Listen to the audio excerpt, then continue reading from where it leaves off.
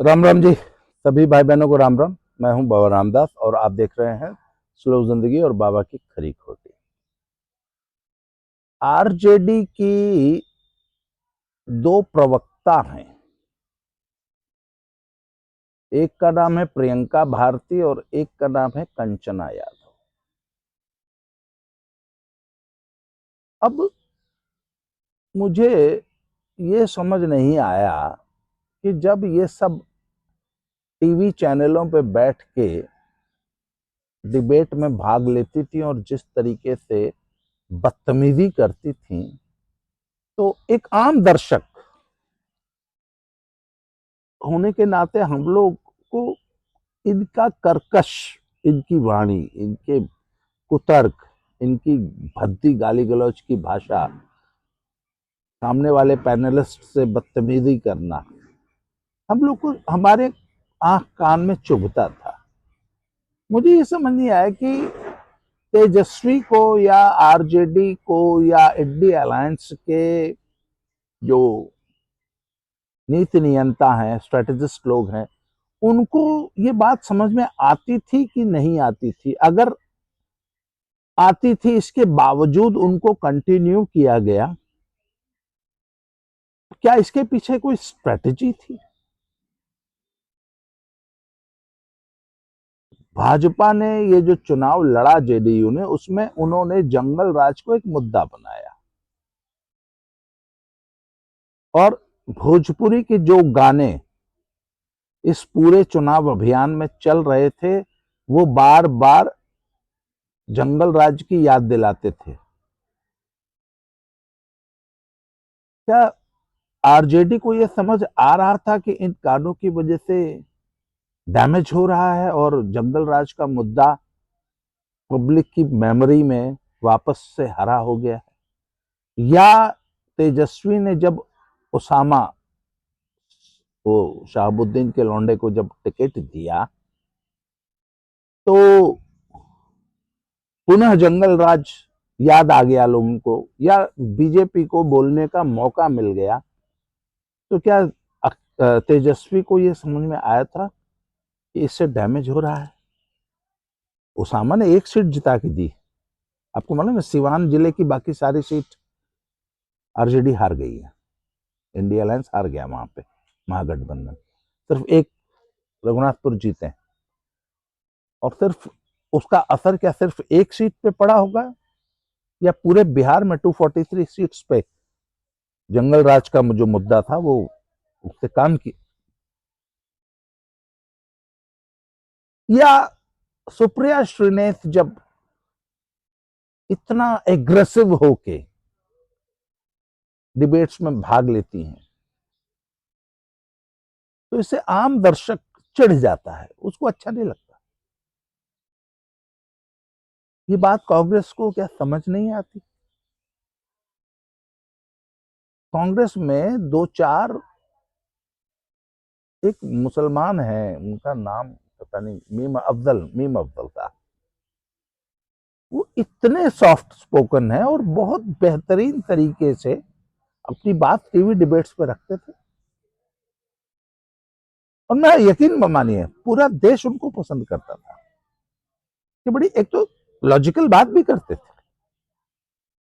अगर इलॉजिकल बोलते भी थे कभी, जैसे भाई राहुल गांधी को या कांग्रेस को डिफेंड करना कई बार बड़ा मुश्किल काम होता है, आपको कुतर्क करने पड़ते हैं, पर वो कुतर्क भी बड़ी सॉफ्ट लैंग्वेज में हो सकता है। मीम अफजल साहब यही करते थे और दुनिया उनको बहुत पसंद करती थी। पर एक दिन फिर कांग्रेस ने उनको हटा दिया। सुप्रिया श्रीनेत जैसे लोग पिछले कई सालों से नेशनल स्पोक्स पर्सन बने बैठे हुए हैं। क्या इनको ये पता नहीं चलता कि डैमेज कर रहे हैं ये लोग पार्टी को? अच्छा, डेल कार्नेगी की एक पुस्तक है, लोक व्यवहार, how to win friends and influence people. मेरे लिए, मैं ये कहता हूं कि वो आदमी की एक लाइफ बदल देने वाली बुक है। मैं अपने स्टूडेंट्स को हमेशा सबको बोलता हूं कि अगर आपको जीवन में कुछ अचीव करना है, सीखना है, तो डेल कार्नेगी की लोक व्यवहार को 100-200 बार पढ़ो जीवन में, और ऐसे हाइलाइटर मार्कर लेके पढ़ो एक एक लाइन को। और जैसे हम धर्म ग्रंथ बार बार पढ़ते हैं ना, एक बार पढ़ लिया फिर दोबारा पढ़ना शुरू, उस तरीके से उस किताब को पढ़ने की जरूरत है। मैं हमेशा कहता हूं इस बात को। तो डेल कार्नेगी लिखता है कि never argue, and even if you have to argue, never try to win the argument. एक तो बहस करो मत, अगर करो तो बहस में जीतने की कोशिश मत करो, अपनी बात कहो। क्योंकि अगर आप बहस में जीत भी जाते हैं, अगर, तो बहस में तो आप जीत जाते हैं, but you lose the person जिससे आप बहस में जीत रहे हैं ना, उसको आप हमेशा के लिए खो देते हैं। पॉलिटिकल डिबेट में जब आप एक बहस जीतने की कोशिश कर रहे होते हैं, तो जितने लोग उस बहस को देख रहे होते हैं, you lose all of them, वो हमेशा से आपके लिए या आपके ऑर्गेनाइजेशन से कट जाते हैं। ये एक बेसिक सिद्धांत है आर्ग्यूमेंट का। ये बात क्या इन लोगों को समझ में नहीं आती? अच्छा, आज मैं ये वीडियो क्यों बना रहा हूं? चुनाव तो हो गया बिहार का। कल मैंने उसी वो जो ताड़का और सुनखा वाली जो जोड़ी थी, उनको मैंने नाम दिया हिरिया जिरिया। कल मैंने वो कंचना यादव का एक पोस्टर, एक बयान देखा कि वो रामभद्राचार्य जी, जो कि नेत्र दृष्टिबाधित हैं, आंखें नहीं है उनकी, उनके बारे में बहुत ही आपत्तिजनक, बहुत ही भद्दी भाषा का प्रयोग करके किसी ने मीम बना रखा था, और उस पे कंचना यादव का फोटो मुस्कुराता हुआ ऐसे खिलखिला के, और रामभद्राचार्य जी के लिए बहुत आपत्तिजनक भाषा यूज कर रखी थी। अच्छा, बिहार में ये दोनों लड़कियां आरजेडी की स्पोक्स पर्सन थी, पर आज की तारीख में यदि वो कुछ बोलती है तो उसका खामियाजा समाजवादी पार्टी को भुगतना पड़ रहा है। क्या ये बात अखिलेश जी को पता है कि ये कंचना यादव आपको डैमेज कर रही है तो वो आरजेडी की प्रवक्ता। अच्छा, वो राजीव रंजन ने जो वीडियो बनाया कि मैंने आरजेडी की 5-6 सभाएं, रैलियां अटेंड की, तो आरजेडी समर्थक 5,000 की संख्या में सड़कों पे जुट के जब आते थे तो 10,000 वोट जो है वो खो देते थे। 10,000 वोट जो है एनडीए में पोलराइज हो जाता था, क्योंकि इनकी सड़क पे इतनी ज्यादा आक्रामक शैली, जो गुंडागर्दी वाली शैली है ना, बहुत ज्यादा आक्रामक होकर व्यवहार करना, उससे 10,000 5,000 की रैली करते थे, 10,000 वोट उनका ऐड कर देते थे। कंचना यादव का एक वाक्य, उनकी एक बदतमीजी अखिलेश यादव का 2-4 लाख वोट का नुकसान कर रही है। अखिलेश यादव का समर्थक अगर सड़क पर उत्पात करेगा तो 2-4-10 लाख वोट का नुकसान करेगा। अखिलेश ने बकायदा अपनी वॉल पे राजीव रंजन की वो वीडियो शेयर की और अपने सभी कार्यकर्ताओं को बाकायदा सख्त निर्देश दिया कि उत्तर प्रदेश में सवर्णों के खिलाफ बदजुबानी बंद करो, विश्वमन बंद करो। परंतु मुझे लगा कि शायद अखिलेश समर्थक जो हैं उनको मामले की गंभीरता समझ में आएगी, पर मैंने पिछले 10 दिनों में देखा है कोई कहीं से भी कमी नहीं आई है आक्रामक व्यवहार में, आक्रामक भाषा में।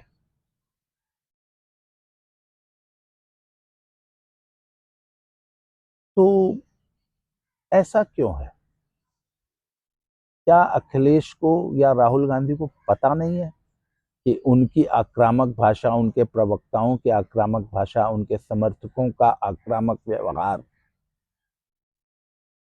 उनका बहुत बड़ा नुकसान कर देगा? और कंचना यादव जैसे प्रवक्ता, अखिलेश की तो बड़ी अच्छी दोस्ती है ना तेजस्वी से, अखिलेश को तुरंत तेजस्वी से संपर्क करके बोलना चाहिए कि इस लड़की को, अच्छा, जब इतना बुरा रिजल्ट आया तो तेजस्वी को तो वैसे ही कंचना को और इनको प्रियंका भारती को प्रवक्ता पद से हटा देना चाहिए था कि नहीं नहीं, अब आप दोनों प्रवक्ता नहीं रहेंगे, स्ट्रेटेजी में परिवर्तन।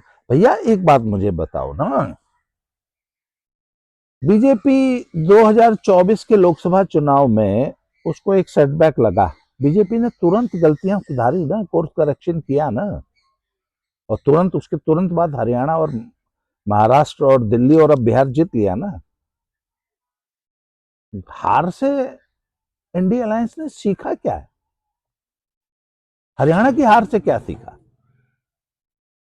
महाराष्ट्र की हार से क्या सीखा? बिहार की हार से क्या सीखा? आपको याद होगा जब हरियाणा का चुनाव चल रहा था तो मैं हमेशा एक बात कहता था कि हरियाणा में हुड्डा समर्थकों की गुंडागर्दी चुनाव हरवाएगी, चिंता मत करो। जब सारी दुनिया कहती थी ना कि बीजेपी हार गई, मैंने कहा बीजेपी ही जीतेगी। तो लोग मुझसे पूछते थे क्यों, बाकायदा मैं तर्क देता था। मैंने कहा बीजेपी इन दिनों डिफेंसिव होके चुपचाप बैठी हुई है और हरियाणा में हुड्डा समर्थकों को गुंडागर्दी करने का फुल मौका दे रही है। बीजेपी की प्रचार गाड़ी आती थी, हुड्डा समर्थक 10-15 लोग गांव में उसके पोस्टर फाड़ देते थे, बीजेपी कुछ नहीं कहती थी, सिर्फ विक्टिम प्ले करती थी। ए देखो इनकी गुंडागर्दी, हमको प्रचार नहीं करने दे रहे, देखो हमारा तंबू फाड़ दिए, देखो हमारा पोस्टर फाड़ दिए, अरे देखो हुड्डा के गुंडे सड़क पर अत्याचार कर रहे हैं। बीजेपी ने खाली इस पॉइंट को पूरे हरियाणा में फैलाया कि गुंडों की सरकार आ गई, हुड्डा को समझ में दिया। रिजल्ट क्या हुआ? वोट चोरी हो गया। तो बिहार की हार से अखिलेश जी आपने क्या सीखा?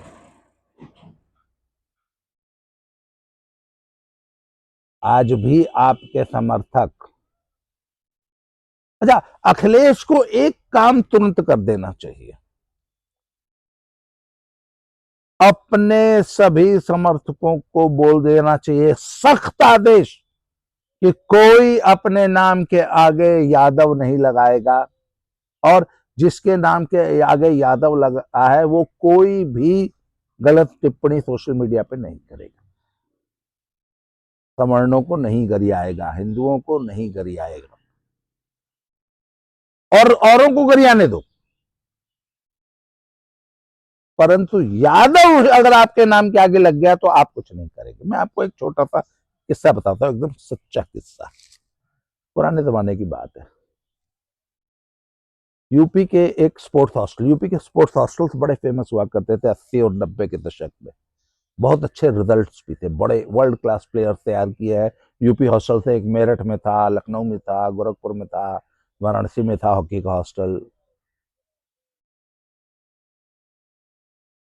तो एक हॉस्टल में एक आरएसओ साहब थी, नाम नहीं लूंगा कौन से हॉस्टल की बात है ये। तो उसमें पहलवान लोग थे, पहलवान लोग थोड़ा सा लाउड होते भी हैं, खिलाड़ी खिलाड़ी सारे ही लाउड होते हैं पर पहलवान लोग कुछ एक्स्ट्रा लाउड होते हैं और लापरवाह भी होते हैं, मनमौजी भी होते हैं, और बहुत ज्यादा मतलब चटक मटक इसमें, और बोलेंगे अभी तो ऐसा लगेगा चिल्ला रहे हैं, आपस में हंसी मजाक करेंगे ऐसा लगेगा लड़ रहे हैं। तो आरएसओ साहब ने क्या किया, उठाया डंडा और पहलवानों को स्पेशली टाइट करना शुरू किया, और पहलवानों को बोल दिया कोई जोर से नहीं बोलेगा, कोई जोर से नहीं हंसेगा, पहलवान का कपड़ा एकदम टिप टॉप प्रेस होना चाहिए, जूता पॉलिश होना चाहिए, बाकी बच्चे का कपड़ा गंदा है किसी अन्य गेम का, उसका कपड़ा प्रेस नहीं है कोई बात नहीं। पहलवान को देखते ही पहले 4 डंडा मारती थी, फिर पूछती थी साला जोर से बोल रहा था, इतनी जोर से हंसेगा, इतनी जोर से चिल्लाएगा, क्या मजाल कोई पहलवान हाथ से खाना खा ले, क्या मजाल कोई पहलवान की शर्ट पे एक रिंकल भी मिल जाए, क्या मजाल किसी पहलवान का जूता, मतलब स्पिक एंड स्पैन, चलना से फौजियों की तरह चलाती थी, चप्पल घिसरा के चलता है साला, चप्पल में कैंपस में घूम रहा है ऐसे। तो लोगों ने पूछा कि आप पहलवानों के पीछे क्यों पड़ी हैं? उन्होंने बोला अगर पहलवान सुधार दिए तो सारा हॉस्टल सुधर जाएगा। क्योंकि यही सबसे ज्यादा उत्पाती होते हैं और यही सबसे ज्यादा अपने आप को मेंटेन नहीं करते हैं। गंदे कपड़े पहन लेंगे, कहीं भी लेट रहे हैं पहलवानों के कमरे में, कहीं बादाम के छिलके पड़े हैं, कहीं कुछ पड़ा है, कहीं फ्रूट पड़ा है, कहते और कहीं किसी कमरे में गंदगी, अगर किसी और कमरे में चद्दर अगर प्रॉपरली एकदम स्पिक एंड स्पैन बिछी नहीं है, कुछ नहीं कहती थी। पहलवान की चद्दर पे अगर एक सलवट दिख गई, पहलवान का कपड़ा अगर खूंटी पे टंगा मिल गया, पहलवान की चप्पल अगर उल्टी मिल गई कमरे में, तो चार चार डंडा।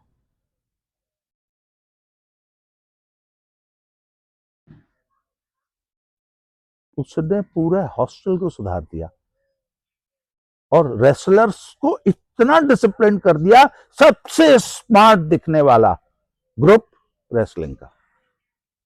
ये मैं एकदम ट्रू स्टोरी बता रहा हूं आपको, हालांकि बात पुरानी होगी, 25 साल पुरानी है, बहुत पुराने लोग इस चीज से रिलेट कर पाएंगे। अच्छा, उनसे पूछा गया कि आप क्यों पहलवान पड़ी, तो किसी ने बोला इनके पति भी पहलवान है, इनका बेटा भी पहलवान है।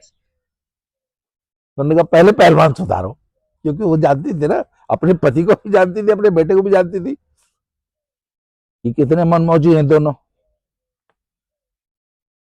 अखिलेश जी, आपको अपने समर्थकों को इसी तरह सुधारने की जरूरत है, नहीं तो आप, अच्छा मैं तो वैसे भी कह रहा हूं कि अखिलेश जी को 2027 में ठीक हूबहू तेजस्वी वाला रिजल्ट आना है। जैसे तेजस्वी को 25 सीट मिली है ना 243 में, 10% सीट, तो 403 में 10% सीट मिलनी है, तो अखिलेश जी को मिलनी है 40 सीट, 41-42, और सारा एनडीए मिला के 60 सीट। अगर अगर बहुत अच्छा परफॉर्म करेंगे, सब कुछ सही चला तो, अगर अपने समर्थकों को अगर आपने सुधार लिया तो, इनके सड़क पे होने वाले, सोशल मीडिया पे होने वाले उत्पात से अगर आप बच गए तो, कंचना यादव जैसे लोगों को अगर कंट्रोल कर लिया तो, अगर नहीं हुए तो वो 40 में भी दाग हो जाएगा।